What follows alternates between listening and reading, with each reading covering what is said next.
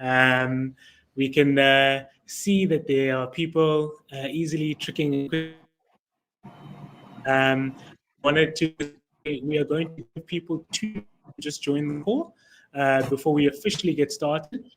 In the meantime, I'd like for everyone who's in the call to please let us know where you're joining in from. Right, I know our panelists are all over the country, so please just let us know where you're joining in from. Umuzi as well. We know that our community is broad. We have learners all the way in the Philippines to Brazil to Germany to India. Exactly.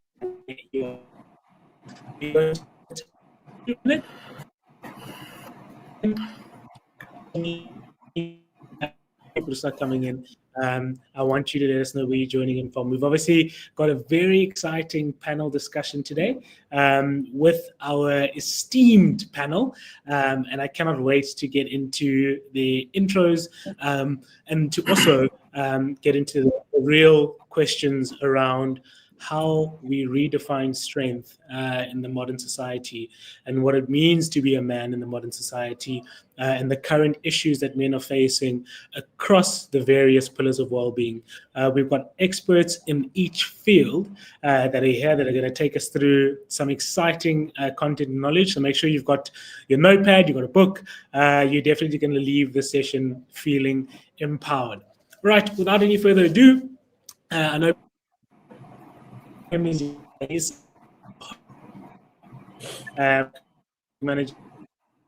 Umuzi and the project lead for the second Beyond the Surface event in redefining men's health and strength.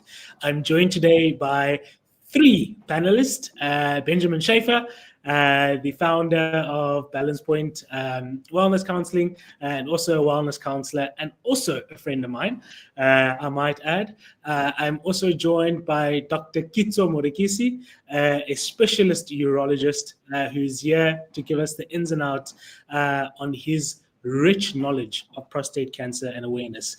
We are then also joined by Riaz Balim, the financial wizard and the expert, who's here to tell us what we should be doing with our money, how we can start to create a good and positive and better relationship with money, and learn how to plan for the future. As we start the session, I'm going to hand over to each of the speakers to just give a quick intro about themselves. They'll say who they are, where they're from, share a little bit of their story with us, and I'll say who's going to go first, and then we'll get straight into the questions. Before I continue in handing over to our first speaker who's going to introduce themselves, I might just say that we received an apology from Junior Pokomela. Stardom and fame got the better of him, but he unfortunately was not able to join our session this afternoon. So we're here without him, and we're going to get going. Ben, I'm going to hand over to you. May you please introduce yourself and quickly share a little bit about your story with our audience. Of course. Thank you, Younger. Thank you to Umuzi.Org for providing us with this unique opportunity to discuss such an important issue as men's health and mental health. As Younger mentioned, my name is Ben Schaefer. I'm the founder and specialist wellness counselor at Balance Point Wellness Counseling, founded last year. I hold a couple of degrees in psychology from WITS as well as from SACAP, and I'm currently underway with a master's in trauma psychology out of the University College London. And I'm very, very excited to sort of get into the topic of today's discussion with, as Younger mentioned, the esteemed colleagues in this industry. So yeah, once again, thank you so much. And I'm honored to be sharing the digital dais with my esteemed colleagues.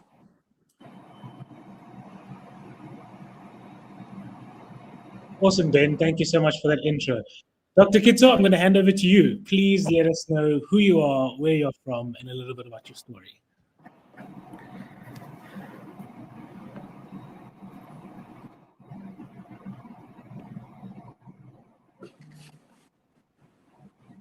Dr. Kitso, I'm not sure if it's just me, but for some reason we cannot hear audio. So all these gems that you're dropping, we're unfortunately missing.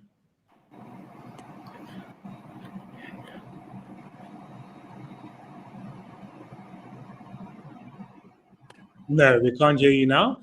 But while you sort that out, we will go over to Mr. Riaz to give us a quick intro of who he is, where he's from, and a little bit about your story, sir. Thank you, Yanga. I'm very excited to be here today. And I am an independent financial advisor who's practicing as RB Wealth in Hout Center, Pinelands in Cape Town. And I've got 30 years of experience in Islamic banking, employee benefits, wealth management as well. I'm now the proud managing director of RB Wealth, and we're focusing on investments and risk business and focusing on helping young people create, manage, and grow wealth as well. And being part of the Old Mutual Group, I'm able to give my clients the best possible service and opportunities to grow their wealth. In terms of qualifications, I've got a BCom degree through the UKZN, an honors degree through UNISA, and a MBA through UNISA as well. And I'm excited to be here and to engage with your esteemed guests and clients. Amazing, Riaz. Thank you so much. And thank you for availing us. And we know your busy schedule. Dr. Kitso, back to you. It's your time to shine. Am I audible now? Yes, you are. Okay. Apologies for that. Thank you to Yanga and Umuzi.Org and to the panelists for this opportunity. I'm Dr. Kitso Marekisi, specialist urologist at Urology Hospital in Hatfield, Pretoria. So I did my undergrad at the University of Cape Town and went on to specialize in urology at the University of Sefako Health Sciences.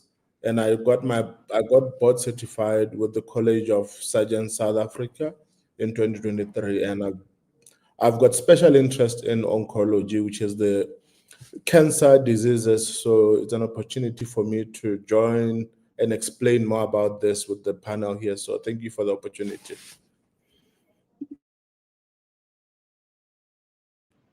Awesome, Dr. Kitso. Thank you so much for joining us as well. We are now going to, before we get into the questions and the meaty part and the fun part of the session, going to play Junior's video, just as he says his apologies for not being able to join you guys today. My work schedule just changed a little bit, and I'm incredibly sorry. I would have loved to join you guys and learn more about the platform and what you guys do and share a bit of my story. So I'm really, really sorry. Hopefully I can join you guys on the next event or meeting. And yeah, keep well. Thank you so much. And there you have it from Junior. As you can see, he is very, very sorry. He made it very clear to me to tell you guys that he is very, very sorry he couldn't make it. But for the next one, he will be here. Before we get into the questions, I want to just share where a few of our audience is joining from. We've got Siabonga from Davidton in Gauteng. We've got Tabang from Zeerust in the Northwest. We've got Africa from Soweto. We've got Lucanio from Cape Town. Keep letting us know exactly where you're joining from. All right, Dr. Kitso, since you were the last one to give us an intro, we're going to start with you with the first question. So the first question to you, we all know that there is an existing stigma around men seeking help or speaking up for help. And there's a variety of reasons for that. So I think in your work with male patients, the first question I have for you is, what do you think stops men from addressing physical health concerns early, even when they know something feels wrong? I think in general, men are raised to believe that they're meant to be strong, they're meant to be able to handle pain in whatever situations, that whether it's mental or physical. So they're raised believing that no, any pain that comes in, you should be able to man up and handle the pain. So it's one of the things is that men just feel like any pain that comes to them, it's nothing too serious. They walk it and everything will be fine. It's one of the main issues why men present late, because they think that any health problem they have, they can resolve it on their own. And other examples also that socioeconomic status plays a role in how people seek help. So depending on your level of education, the social background that you are from, maybe information dissemination becomes a bit of a struggle to reach them. So they take longer to get information about what some of the health issues that need to be addressed early. So those are some of the things that really delay men from presenting to hospitals, and especially when it comes to urological conditions, most men fear the unknown, that okay, what if I get diagnosed with something life-threatening, then what? So they would rather just sit back and not address that fear, because some fear death, some fear what will happen to their loved ones should they be given a diagnosis that might be life-threatening. So those are some of the issues that I tend to observe in my practice. That's very interesting, Dr. Kitsu. And I think you said something there around, there's also this thing where men want to just push through the pain, I guess. So you know that something's wrong, but you'll just say, you know what, I'll be fine. Now, there's obviously negative consequences that come with that. So how does this mindset essentially affect men's health outcomes, in the sense of, at what risk or danger does it cause for someone to say, I'll push through the pain until the pain is too much, and then by the time they come to you, for example, it's a little bit too late, where early detection could have been something that changed their. So when it comes to ill health, it's always important to present early, because it allows for us to diagnose conditions while they're still in their infancy. Because managing what's called a localized disease is much easier with better outcomes than managing a disease that has already spread through the rest of the body. I'll give you an example of prostate cancer. It's a common condition that affects men, especially aging men, and we usually want to screen men at an earlier time, from the age of 40. In that it gives us time to catch the disease while it's still confined to the prostate. So if you are feeling well and still delaying that, by the time we get to diagnose prostate cancer, it might have already spread. I'll give you another example. If, for example, when it comes to erectile function, over time, if a man starts having issues with erectile function and delays presenting to us, erectile dysfunction can also signal other conditions, especially atherosclerosis, which can affect blood vessels. So you might end up dying from a stroke, from heart attacks, just from ignoring something like, why am I not having an erection? When you come to us, we are able to investigate the cause of this erectile dysfunction, and it can signal other issues in your body that might need other health specialists to address in order to prolong your life. So I hope I've kind of answered your question with that explanation. No, 100% you have. And I think that the takeaway there is really just emphasize the importance of going to regularly do, because I think the consequences of delaying or not doing that are far much higher than actually waiting long. So thank you for answering that Doc. And that answers a little bit of the physical aspect side of things. So Ben, I want to come across to you now as the mental health professional, and understanding as well that I think as men there's different habits that we taught and that have been ingrained in us for a long time. I see someone in the comments has said there in Zulu, they said indoda ikhali. Now, these are some cultural norms, these are societal norms, but they are sometimes harmful for men. And I wanted to find out from you, so what are the emotional habits, or what emotional habits rather are men taught from a young age that end up harming their well-being? It's a fantastic question. When we do look into the ways in which men are reared and socialized from an early age, I think the operative phrase that comes to mind is that men are socialized for durability. We are taught from a very young age that tolerance is the primary skill of the male psychology. The more you can take on, the more you can bear, the more masculine and the more strong you kind of put yourself out there to be. But the thing about that is that tolerance is built. Tolerance takes time to develop, and it only develops in contexts that demand tolerance.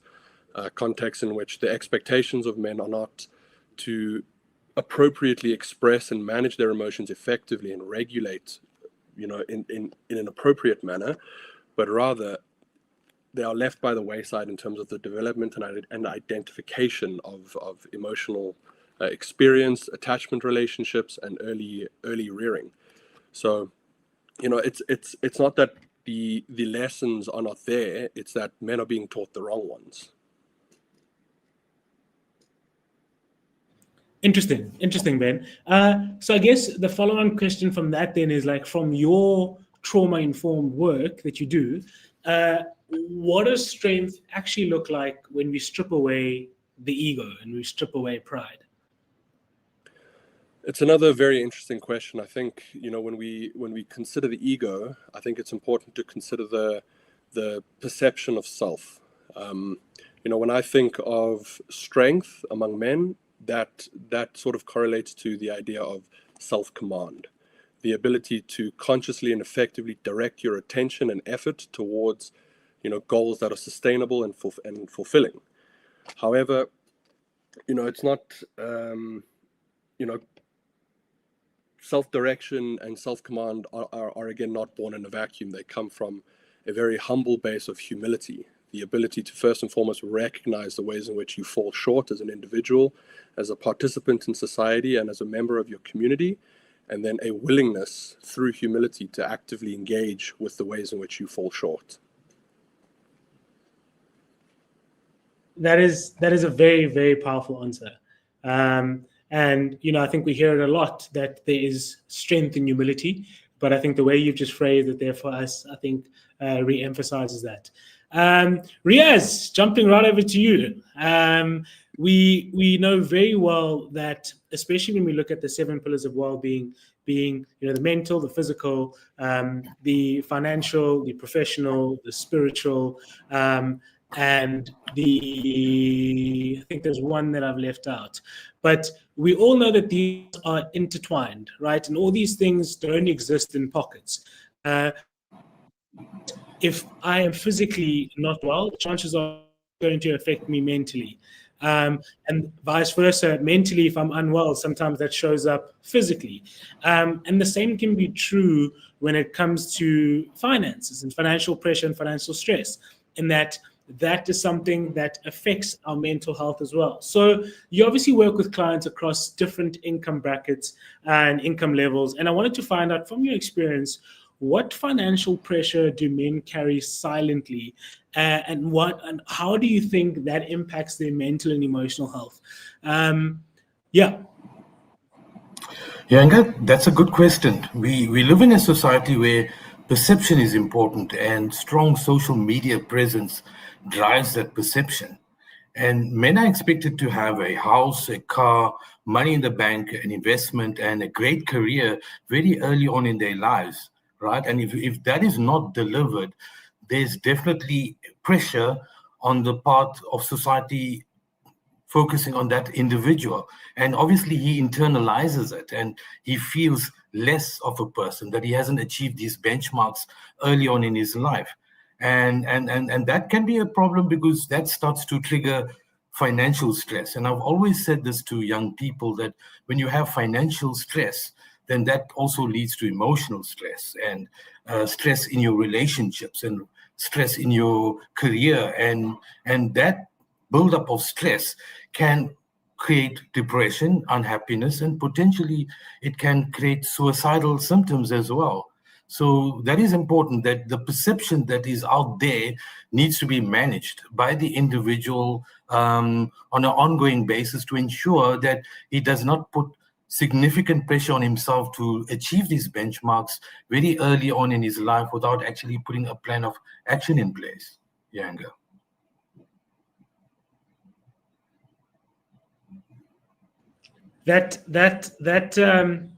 that takes me to my next question. I think you said something there around not carrying the pressure by yourself. And the reason that I say that is because there is the sense, obviously traditionally, and I say that in inverted commas, that men are the providers of the home, right? And some men still carry that and still walk around with that. But we know that this idea is old. And I say that because we're living in a very different world now. And in this modern time, I think provision looks different. It's not just a monetary thing. It's not just a financial thing. It looks broad in different ways. So I wanted to find out, with people still carrying on this old idea that the men must provide, how is that affecting the modern man and young professionals in terms of carrying the weight of that idea? Okay. Yanga, that's a good question. Obviously, the man is the leader of the house. He's the hunter. He's got to provide. He's got to deliver. And there's significant expectations out there that this needs to be delivered. And this puts professionals under pressure, notwithstanding that they have many responsibilities. Many of them are still studying at that point in time, managing their living conditions, buying groceries, taking care of transport, and also sometimes making provisions for their extended families as well, at back home as well. So that creates significant challenges, and at times there's no one to turn to if you don't have enough to meet all these expenses and all these commitments. So this results in people buckling under pressure as there's too many people to provide for, and men generally don't seek help easily. They don't say that I just cannot cope, or I just don't have enough, or the monies I expected didn't come through at the expected time, and therefore I cannot provide for you. So it's important that they start seeking help, and I think in many instances seek help from older professionals, seek help from advisors, get yourself a mentor, a coach, and that helps simply because you need to start planning from a young age. You need to have a plan of action. You need to have a budget. You need to have an income statement. You need to have a balance sheet. And that plan upfront helps you to measure the planned expectations against actual outcomes, and how are you coping and faring against the plans that you have put together for yourself over a short and medium term. So that is important. So planning is important, understanding what you can cope with and what you cannot cope with, and whether the commitments you've made are reasonable commitments, Yanga.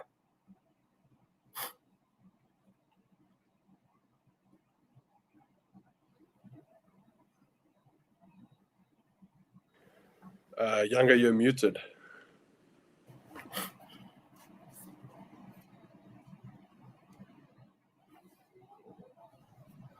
Can you guys hear me now? Yes, we can. But I was just saying, in what you shared now, Riaz, there's a big sense, or a big call out for me, in that the failure to plan leads to essentially some planning to fail is. And I think you've highlighted very clearly. And I think sometimes we put a lot of stress on ourselves as men. And I think, yes, this is a men's health discussion, but because we live in different times now, I think when it comes to financial pressure now, there also could be some people in the room or in the audience here who are maybe the sole providers and breadwinners, and they're women in the house, right? Because we understand that that's the reality of a lot of South Africans. And so as you're sharing this stuff, I think we must just be very clear in mentioning that it's not only exclusive to men in some of the things you're saying, right? You know that in some cases it is women. And I think just because you may be a woman in the room thinking it's a men's health chat, don't think that some of the stuff that's being said doesn't apply to you. Dr. Kitso, I want to come right back to you, as we've spoken a bit now about mental and emotional. So when we look at your patients, so how do emotional and mental stress show up physically in clients? or in some of your patients? Is there any example where you've seen a correlation, for example, between depression, what a client has, financial stress, and how that's maybe showing up in issues such as prostate cancer, et cetera, et cetera?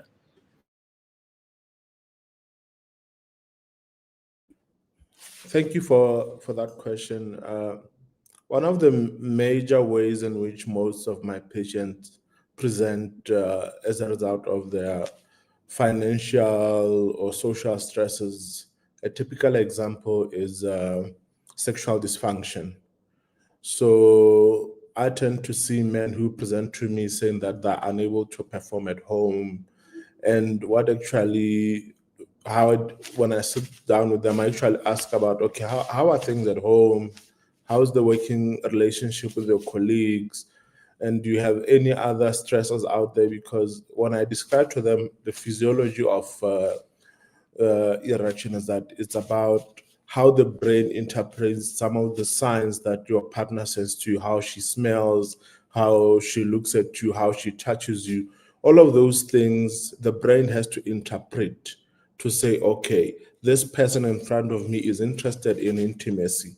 So when your mind is stressed out, so it makes it difficult for the brain to interpret all of these signals. And the message that the brain sends to the rest of the body, especially to the main organ important for sexual intimacy, is that the erection you won't be able to get an erection because, one, you are unable to interpret the message coming from the brain. So depression is a major cause of sexual dysfunction. And most of these patients, when I sit down with them, I encourage them to visit a psychologist, visit a psychiatrist, help them develop coping mechanism, because not all patients that I see need medical intervention, but they might have to develop coping mechanisms that will improve their brain interpretation of all the important signals that are important for sexual function. And then in patients, when you talk of prostate cancer, people who are depressed or who are too busy, they don't have time to notice some of the symptoms that are related to prostate cancer, and they delay coming to the doctor because they are focusing all those stressors out there, trying to see how they survive to the next day and the next month. And by the time they eventually come to me, they present quite late. So the mental well-being is very much important, because someone who has in a mental state that allows them to see how their life is, they're able to notice when things change for the worst in their bodies, in their minds, and then they're able to interpret all this as signs that require them to seek help. So if someone has got issues that stress the mind, they are unable to see all the things that are physically happening in their bodies. So it's quite important to have a strong mind always, because it guides on how we make decisions, and the decisions that we make might allow for them to present to me early in order to seek help, and then and the intervention to happen at an earlier time when the disease is still localized or still curable. Amazing. Dr. Kitso, I think you said something very interesting there around, if someone is feeling very stressed, maybe they struggle with, an erection at that point in time. Now, I think with that, right, we understand that this becomes a spiral of, now you're frustrated at the fact that now your sexual life is hindered in how you feel about yourself. Now there's guilt, and now there's shame, and now it becomes a different kind of emotion of anger and guilt that now gets expressed in a different way on the people who don't deserve it. And I think, like I said, again, this speaks to the intertwinedness of all these different pillars of well-being, and why it's so important for us to ensure that we're taking care of ourselves holistically. Dr. Kitso, I've got another question for you, because you also said something about having stronger mindsets. And I think the question I want to throw at you is, if you could redesign men's health education from scratch, right? And within your field, of course, what would you teach young men from an early age about men's health?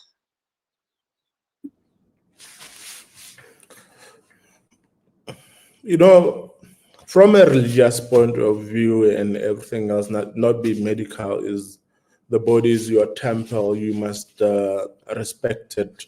So from an early onset, I would teach people or young boys to learn to appreciate their bodies, to make sure that they eat healthy, they exercise, they partake in school activities.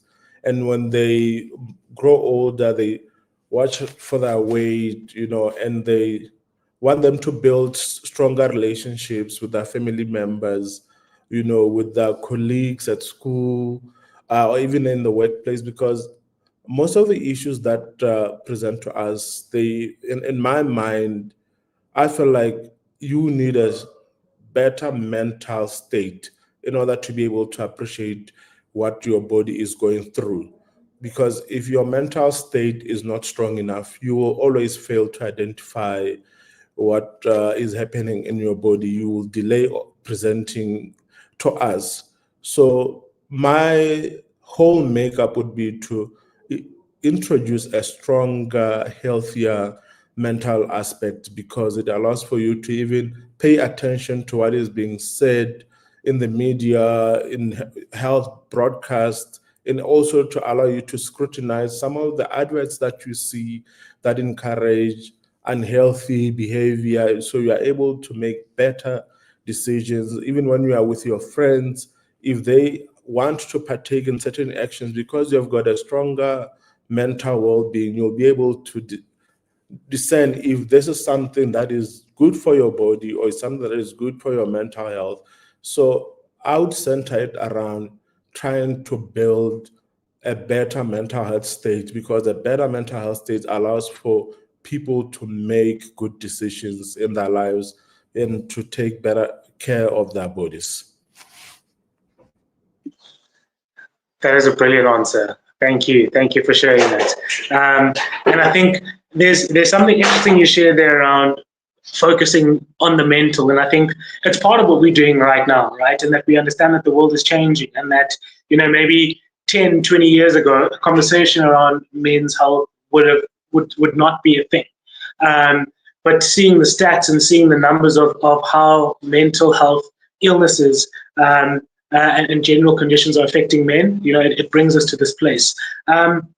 So, Ben, Dr. Kitso mentioned something about building stronger mindsets, and part of that is obviously to do with like forging resilience.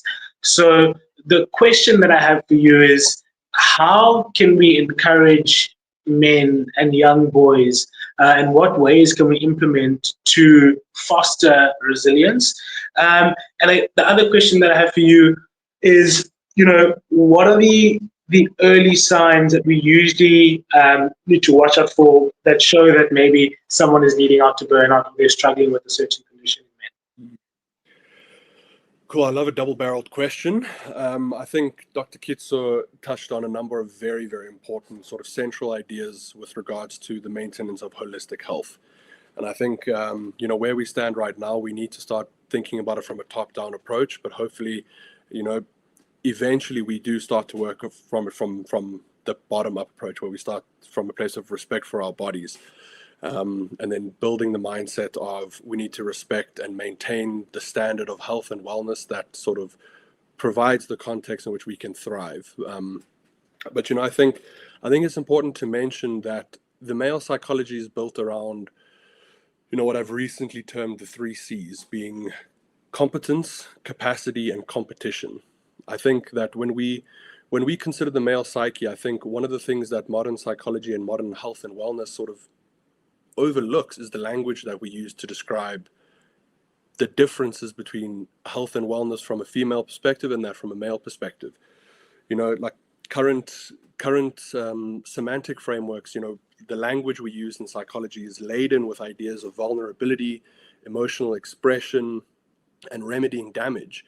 But I think that very framing sort of ostracizes men from the conversation, because that is not the way in which they want to perceive themselves. I think if we start from a basis of engendering an idea of capacity, the ability of a man to function well in society, to function well within the family unit in whatever way that may look, not necessarily as a provider, but feeling that they are able in their environment to produce, to provide, whatever that may be. Again, I think that's a more helpful way for men to start perceiving themselves outside of those, damaged frameworks of psychology. When we, for example, position emotional wellness as a performance skill, as opposed to a modicum of vulnerability or emotional expression, that skill requires training, it requires maintenance and familiarity, then we can start to build a framework of mental health service provision that actually positions men where they see themselves first and foremost. This idea is well documented in studies across the globe, really, that the average number of primary emotional states that any man can identify is 3. That's happiness, sadness, anger. That's pretty much the range of emotional expression that we find. But I don't think that those things are born in a vacuum. Again, I think those things come from a perception of I must be durable and I must develop tolerance for the reality that I find myself in, as opposed to developing the skills and capacities necessary to compete in a healthy way. Thanks, Ben. You said a mouthful there after you got that double-barrel question. I didn't actually touch on this on the second aspect of the question. Those early signs of mental and emotional burnout. I think that was the main framework of the question. But these things, again, when we look at symptoms of depression, for example, in women and in females, generally this symptomology shows up differently among men. For example, irritability and frustration are prime symptomologies of both depression and anxiety among men, as well as burnout, along with cognitive fatigue, sleep disruptions, appetite disruptions, and I think most deleteriously in terms of outcomes, a short fuse in relationships, an inability to effectively manage and regulate through emotional and relational strife and conflict. I think those are the items that sort of really steer men towards the most detrimental outcomes, because at the end of the day, it is those very relationships that do provide the framework in which proper effort can be undertaken towards holistic health and wellness. But it's about how we utilize the relationships, what language we use to describe them, so that men can actually relate to the verbiage, to the jargon, to the semantic framework that psychology uses today. Thanks, Ben. There's a lot that you said there that I want to throw back at you. The first thing is around those 3, and I'll come over to you now, Riaz. But you mentioned those 3 primary emotions. I think you said happiness, anger, and sadness, if I'm not mistaken. And I think for me, part of the problem as to why, and you said it in your other point as well, that men struggle with emotional regulation, for example, is that because we don't have a good and better understanding of our emotions, right? So we understand that that's a primary emotion, but I think as men, when we feel these emotions, we don't necessarily go deeper into it. So we understand that while I'm feeling angry, right, I could be feeling resentment, I could be feeling disappointment, I could be feeling jealousy, I could be feeling whatever it is, right? And that will obviously change my response as I get deeper into understanding exactly what this emotion is. So how do we get to a point where, as men, we learn to go deeper into our emotions and to not take it at that primary phase of just, oh, I'm happy, cool, or I'm angry, cool, or I'm, and start to understand our feelings better and more, obviously to communicate them, and then also to be able to respond effectively. So how do we start to nurture a culture like that? It's a fantastic question. I think general research discourse, general psychological discourse has been trying to answer this question for maybe the last 80 years or so, until such time as, psychology has become part of a mainstream medical framework of treatment and service provision. First and foremost, like I said, we need to find ways in which we can position men in a way that they can relate to the language that we utilize in the field in which they are trying to, participate. We can't expect men to kind of, just kind of fold into the framework that we utilize when there's no identification. I mean, the fact of the matter is that we have, over the last 10 years, engaged with a number of different social and political movements that sort of are geared towards creating open safe spaces and different places for men to express themselves. But still, we find that in South Africa, for example, 80% of deaths by suicide are men. So obviously there's something that is just not working. And from where I stand, again, it's about the way in which we frame emotional regulation as a skill as opposed to a treatment method. It is the way in which we juxtapose emotional resilience and strength as opposed to emotional resilience in reaction to weakness. It's incredibly important. The idea where, like I brought up at the outset of my discussion, that self-command is the basis upon which men build competence, and competence is the fundamental difference between reactions and decisions. When we are able to effectively work through our emotions in a way that is not hostile to our identity as men, if you understand my meaning, it's not threatening to my perception of myself as strong, capable, competent, competitive. It is from that base that we're actually able to deeply investigate the emotional spectrum that men experience in a way that's productive and not, it doesn't tear down internally the perception of the strong man and the capable man, because it is incredibly important. Like I said, with statistics like 80% of completed or deaths by suicide being that of a male demographic, I mean, there's clearly something that we're not doing right, and it's a grassroots it's a grassroots issue. And from where I stand, from my practice, that is essentially the way in which we frame these different capacities of emotional regulation, emotional resilience, vulnerability, the ways that we participate in community and social life. Those are the things that we need to sort of work towards reconceptualizing into the framework of competence, competition, capacity, as opposed to vulnerability, weakness, and something to fix, so to speak. It's a very interesting perspective, Ben, and thank you for sharing your view and framework of that. As you said something there around reactions and decisions, what immediately came to mind, Riaz, was how that translates into our finances, right? As when someone makes good decisions financially, it changes their entire future, right? Versus when they are going off a reaction or something that's happening now. And it leads them down a cycle of unhealthy habits. So I wanted to find out, Riaz, from your experience, what behaviors have you realized or have you seen that keep men stuck in cycles of financial stress, even when they earn well, right? And again, this could be even also for women, because we understand that financial well-being is not necessarily how much you earn, although we all want more money, but it's more about how you manage what you have, right? And feeling like you're in control of it. So yeah, I'd love to hear your thoughts on this. Yeah, I think, Yanga, that's a good question. I think that it's all about how you manage your money and what is your money personality and patterns. The question is, are you a saver or are you a spender, or do you save to spend?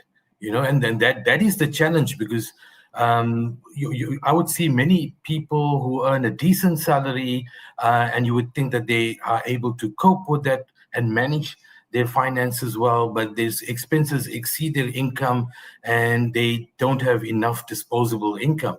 So the challenge is that, again, I come back to the point of not sticking to a budget, not practicing good habits, i.e. checking your bank accounts regularly.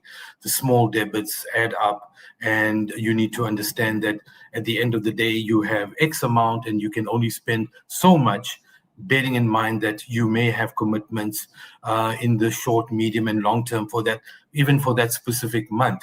So money in the bank account is money spent. And I think, Yanga, that is a big challenge for professionals. You cannot save in a bank account. Generally, people spend using a bank account. So you've got to start saving money, which goes into a unit trust, into a retirement annuity, into maybe your small share portfolio account.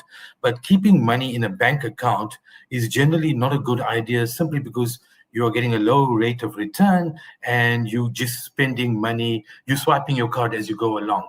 So that relationship that we have with money is ongoing, and you either need to control money or money controls you, Yanga. I completely agree. I think we're all definitely learning something in terms of our relationship with money. You sort of touched on it now, but my next question to you, and we are left with 15 minutes, so we're going to go through one round of questions again and then take some questions from the audience before we wrap up. But how can we then build a better relationship with money, Riaz? So talking about boundaries, talking about planning, talking about self-worth. You mentioned something there around money personalities. I think, the way we handle money has a lot to do with how we view ourselves as well sometimes, right? And it drives our decisions. So how can men start to build a better relationship with money? Okay, that's a great question. I think putting a plan in place is important, right? And I think what's also very important is that the credit that has been given to you by banks is not your money. Your money is in a bank account. Credit is not your money. So swiping your card continuously, knowing that you have credit, is not a good idea, simply because you will have to pay that money back, but you will also have to pay a fair amount of finance charges on the credit that you have been provided with. Credit cards in this day and age could vary anywhere between 20 to 30%. And how often do we see people servicing their credit cards and balances not reducing, simply because you are paying off finance charges and not paying capital, right? So that's important. Start resisting swiping your credit cards, thinking that you are able to pay that in the future, simply because banks are giving more credit than ever before, and therefore young people are swiping more than ever before. So that's important. So if you need to understand that where you have a need and where do you have a want. Need is rental, bond payments, and so forth, and wants are food and entertainment as well. So planning your life and making sure that you are spending wisely within your budget and managing your finances is extremely important, and that helps you to navigate through these decisions in life where you're not spending more than you have and you're not using debt to manage your deficit on an ongoing basis.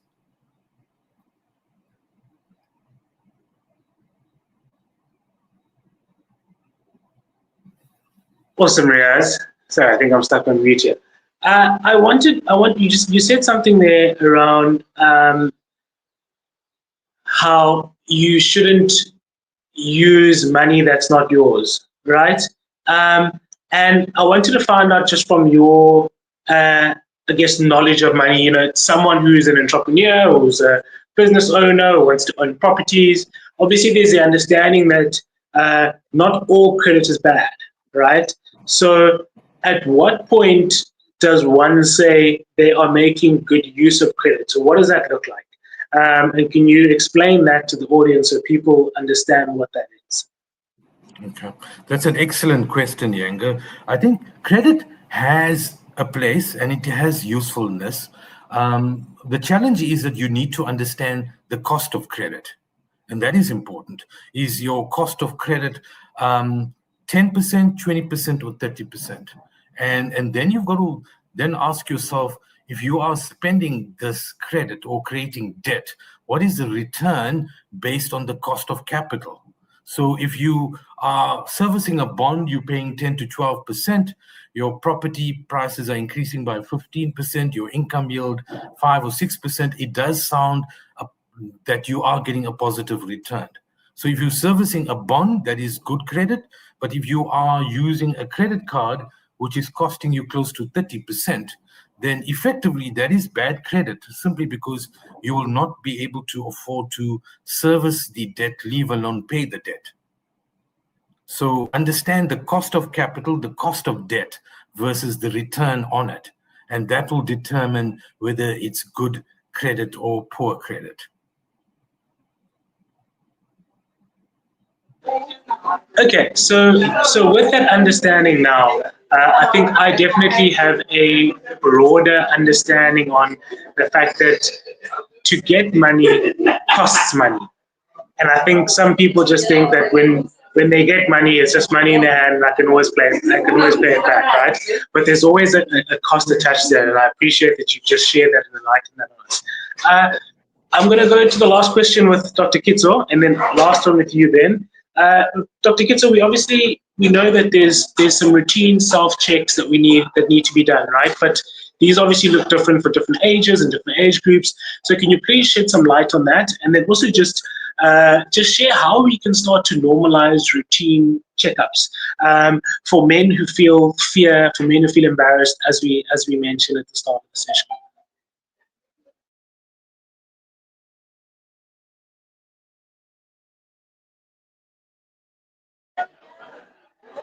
You're on mute, Dr. Kitso. Yeah, I've been quiet for some time now. Yeah, so there's one important self-check that younger men between the ages of 15 to 35 should look at doing on a monthly basis. And it's assessment of testicular masses, because it's that age group that is at high risk of testicular cancer. So every day we bath, we clean ourselves from top down. So testicular cancer can present as a painless mass in the testicle. So when we are showering or taking a bath, learn to use both our hands and then gently palpate the one testicle at a time. So you will palpate the testes at first, and if there's something that you are feeling that feels like a nodule, you have to get it assessed quite early. And how we normally assess for testicular cancer is you come in, then we do an ultrasound to check where the lump is and then the character of the lump. And then from there, we do blood tests that are in keeping with testicular cancer. And then if both the ultrasound and the blood test are showing a higher risk of prostate cancer, testicular cancer, then we can do surgical intervention in where we remove the cancer while it's still confined to the testicle. And for the older gentlemen, we have to make sure that we start checking, going to the doctor, whether it's a GP first before they refer to me as a urologist, is to do prostate cancer checkups. So for any man with a family history of prostate cancer, be it your father, your brother, or your uncle, and also if there's a family history from your female side of breast cancer, endometrial cancer, ovarian cancer, it's best to start checking for prostate cancer from the age of 40. And what we do is we just do a blood test called prostate specific antigen.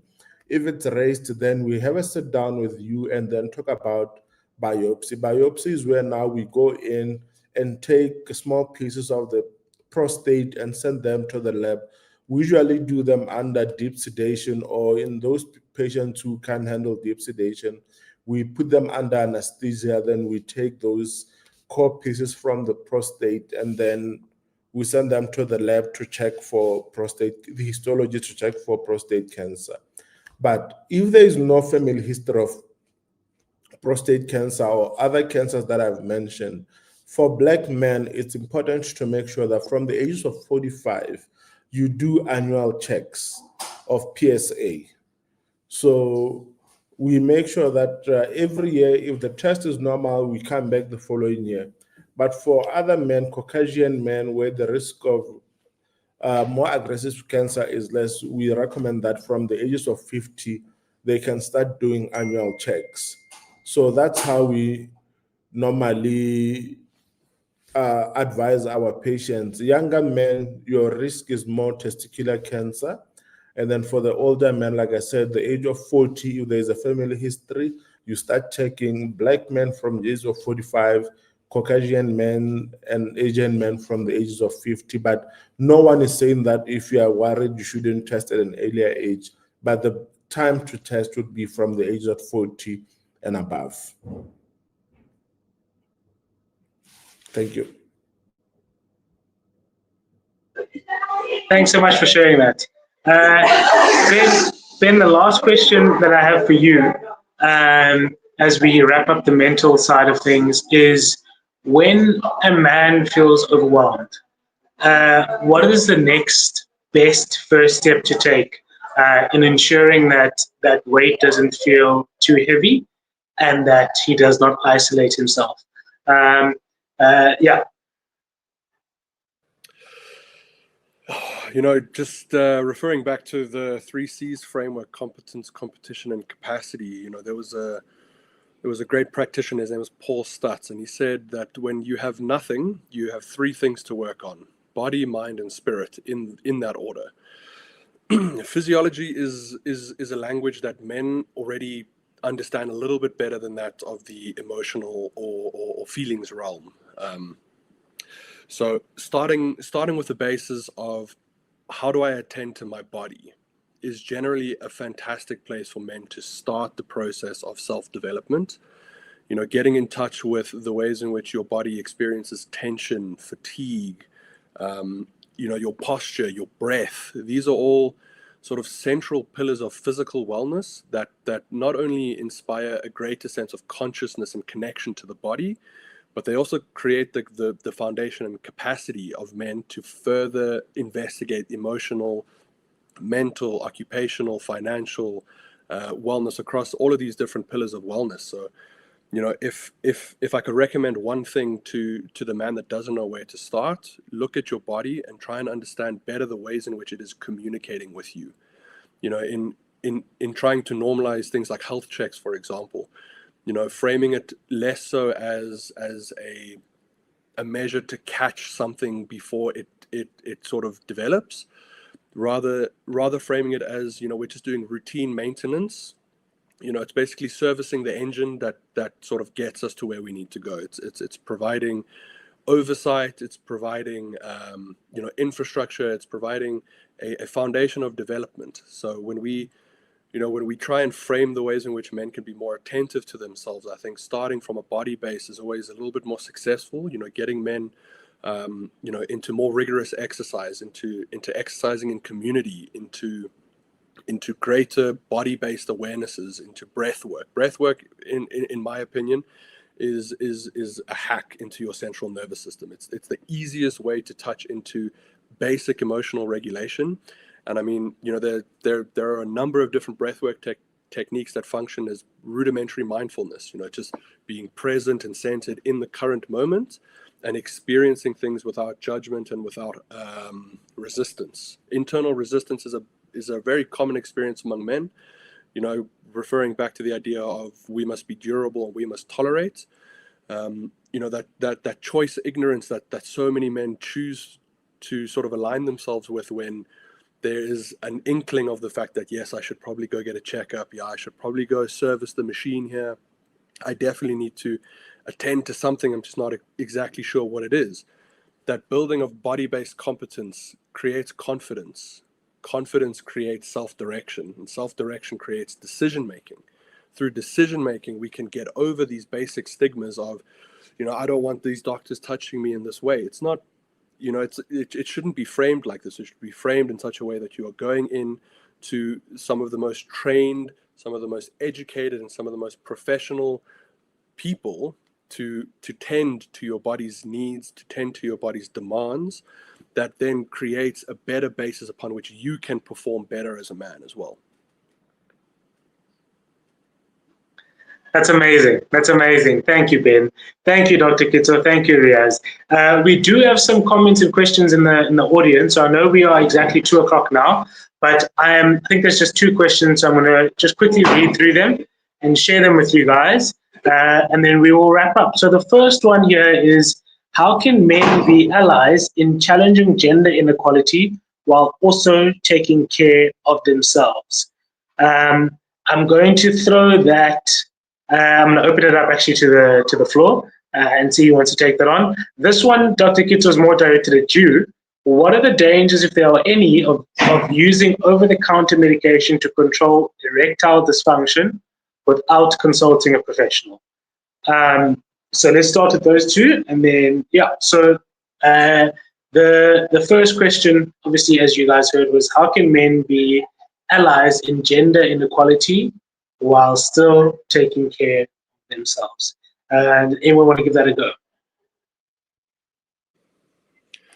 I would absolutely love to chime in on that segment, especially with the national shutdown coming up tomorrow, in line with the Women for Change movement, which I think is a fundamentally important one for every South African man to be involved in.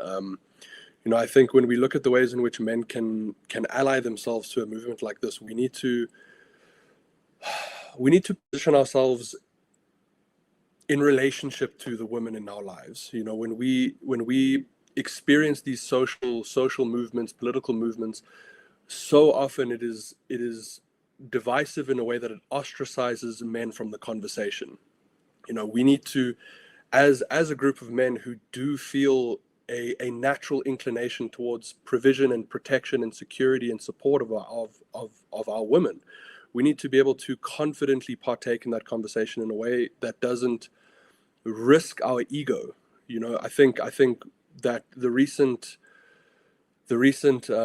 social barrier that sort of men are feeling in response to the Women for Change movement, I think is a massive commentary on the role that ego is playing in the lives of men and in the ways in which they participate in the lives of women. When we listen to the conversation and we try and conceptualize men as participants in this, we are not participating as passive. We want to be active. We want to protect. We want to provide. We want to support, and we want to guide. These are ingrained capacities in men. These are innate capacities that we are naturally born with.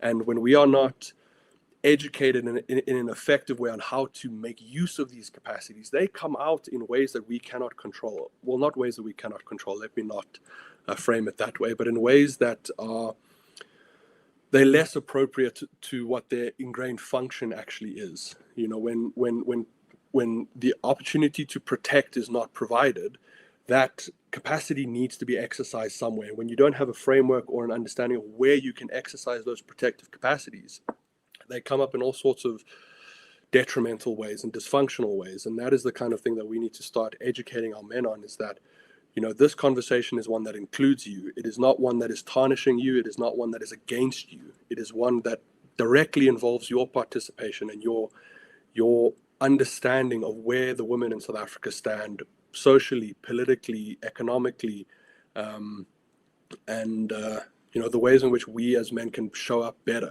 It's again about the competence and capacity to build towards support, guidance, and provision. Those are the things that we need to sort of engender in men, the idea that this movement is not against you. This is for all of us.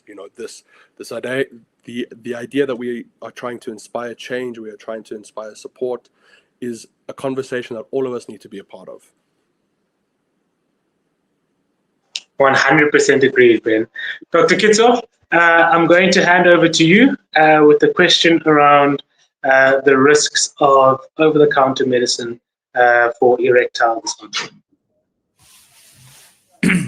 Thank you for that question to the audience member.